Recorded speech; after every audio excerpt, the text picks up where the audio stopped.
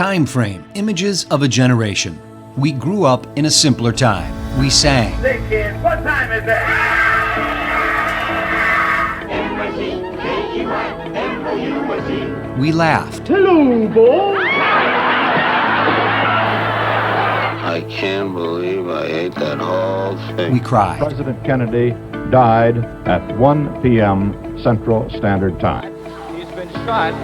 Lee Oswald has been shot. We fought. We loved. We were attacked. Japanese have attacked Pearl Harbor, Hawaii by air. Our flag was still there.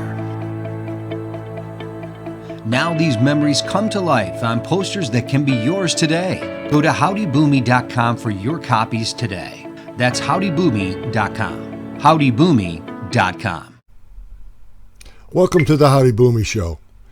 Today we're going to discuss something about education, but first I'd like to invite you to go to howdyboomy.com, where you'll find all the memories of the baby boomer era, remembered in posters and videos.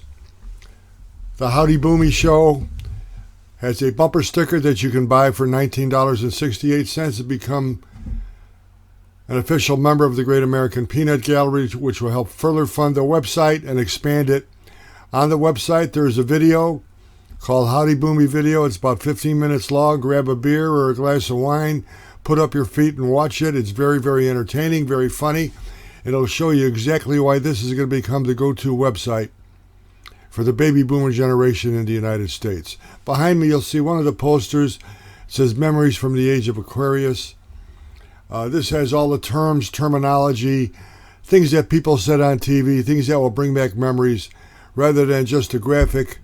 It's a good trivia pursuit type of thing where you'll see memories coming back just from the audio or from what people said. In other words, let's say we're talking about kids' TV. And when we were kids, you'll see on this poster here, there'll be a Bozo the Clown. There'll be Captain Kangaroo. You'll see Mr. Green Jeans.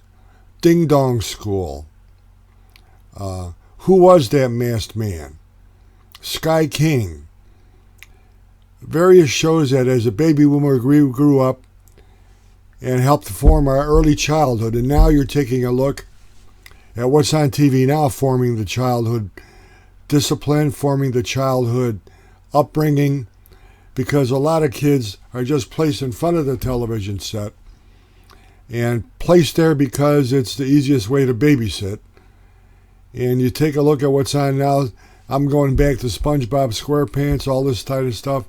Sesame Street is when I remember first bringing up my children. And one good thing you had about it is there were adults on the program. On Ding Dong School, there was an adult. On Captain Kangaroo, there was an adult. On Howdy Boomy, there were various adults, various characters, but it was a real person talking to you. So the child had some type of relationship, recognizing that there is a human being there. It's not all animated. And now today, I don't know if there are any shows out there where there are actual human beings involved, but everything seems to be animated. I watched Sesame Street the other day, and I do not recognize it from the time that it first started. Everything is becoming woke. Everything is becoming sort of unbelievable that they would think about it, doing something like this back in the day when I was a kid. The only thing that's left now is for them to put a dress on Oscar the Grouch, but I can't see that happening. But then again, now you never know what's going on. Everything starts at the kitchen table. I said that in the first broadcast, and that's the truth. Everything starts at the kitchen table, no matter what kids watch on television, and believe me, it's very, very influential on their lives. Everything starts at the kitchen table. Nothing can take the presence of your mother or your father speaking to you and directing you how to grow up, directing them, giving them some information, guidelines, guidance, how to handle people in the real world. And because everything now is basically animated, they don't find that. Going back to our school days, there was a crazy class called penmanship. We used to diagram sentences. That's gone now, and I think you can tell in the way kids are brought up. Here's something that you can do that my son did once that worked out tremendously. You have kids over, you have your grandchildren over, and you sit down in the living room, and everybody is on their cell phone. They're just looking, punching in things. You have no idea if they're talking to each other, who they're talking to, but they're always on the phone, not talking to each other. If you have grandchildren coming over, try this for a day. Have a box. Have them put their cell phones in a box, close the box, put it away, just for an hour. And see what happens if they can talk to each other. Because I want you to think about this. If you're going to be successful in life, you have to know how to speak. You have to know how to speak well. Take a look at the people in politics now, who probably are no smarter than the average guy on the street, but they've commanded the English language. Barack Obama can wow anybody with his command of the English language. If you speak well, people will listen to you. It's impressive to know that if you speak well, people will listen to you. In sales, I always had a boss tell me you always do business with people that are dumber than you are. What does that mean? You deal with idiots? No. If you have a goods or a service, you know that good or service inside out, outside in, you are a doctorate on it. So that when you relate it to a potential customer, he realizes that you're pretty smart. You know what you're doing. That's what it means. You do business with people that are dumber than you are, and you have to have command of the English language. You can't do everything by texting. The people that are going to be successful in the future, as the same as they are now, is the same as it was in the past. You have to have one-on-one relationships. You have to have the command of the English language. You have to know how to communicate. Not everything is done by text. The people that are going to be always successful are the people that have command of the English language. If you have a kid who's a tremendous athlete and colleges are looking at him, he's in high school, and colleges are looking at him to give him a scholarship. When they go to the school and they ask for grades, the first grade they look at is his English, is his reading. Because if the kid cannot read, if he does not know how to comprehend a lesson, how to study, they're not going to give him a scholarship. It's the most important thing, reading, understanding what you're reading, being able to comprehend what's going on and relate it to other people. Command of the English language. Now you take a look at what's going on in the papers today. I'm reading where almost the end is near for Kamala Harris. Now I want you to think about this. Write a letter to the editor of your newspaper and ask him, does he feel responsibility for anything that's going on in this country? He's going to deny it. Freedom of the press, yada, yada, yada. He's going to deny it. But I want you to think about this. In the last presidential election, Donald Trump was doing great until COVID hit. And now they're saying that COVID originated from the lab in China. I saw a clip where a newsman asked Donald Trump when he was president of the United States, do you have any evidence that COVID started in a lab in China? He goes, yeah, I do, but I can't discuss it right now with you. The press came down upon him like he was public enemy number one, which they always do anyway. He was a racist. You cannot blame the Chinese. It finds out that he was true. And he had this stooge, Dr. Fauci, who's a government stooge, who's lying to us. Everybody there was lying to us. He knew it because he's not a politician. He didn't spend his whole life kissing somebody's rectum to get ahead. He was a businessman. These people were career politicians.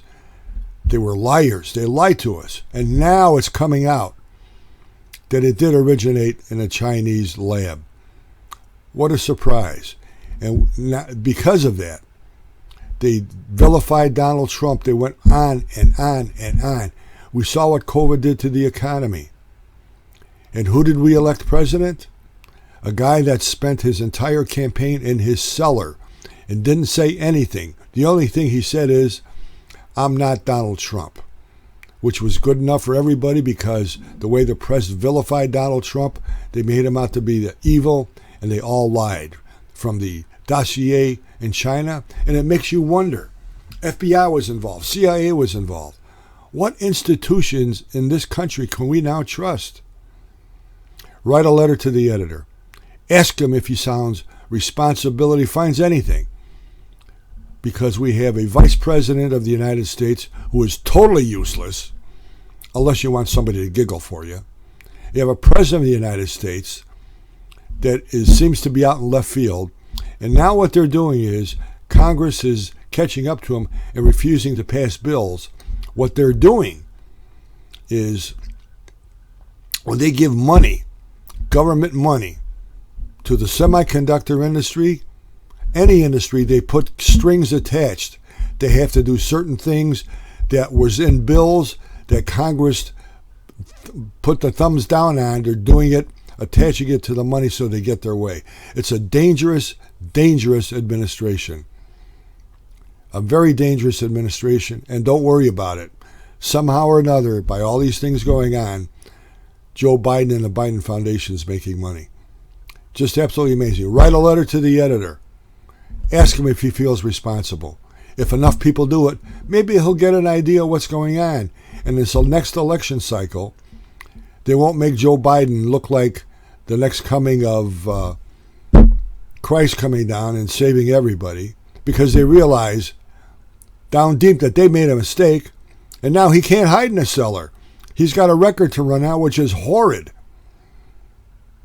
This country is being led by a vice president of the United States and a president of the United States that are basically incompetent.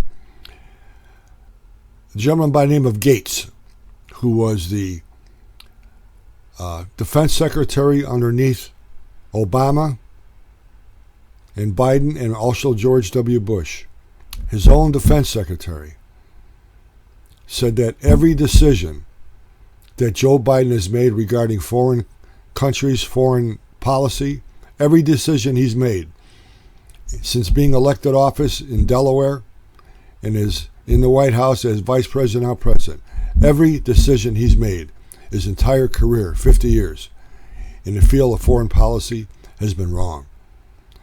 Scary when your own people say that. Have a great day. Go to the website, buy the products, enjoy the videos, enjoy the products, join the peanut gallery. Write a letter to the editor. See if their responsibility. See if they accept it. They won't, but maybe we can start turning things around. The age of Aquarius lives on forever. Thank you. God bless you. God bless America.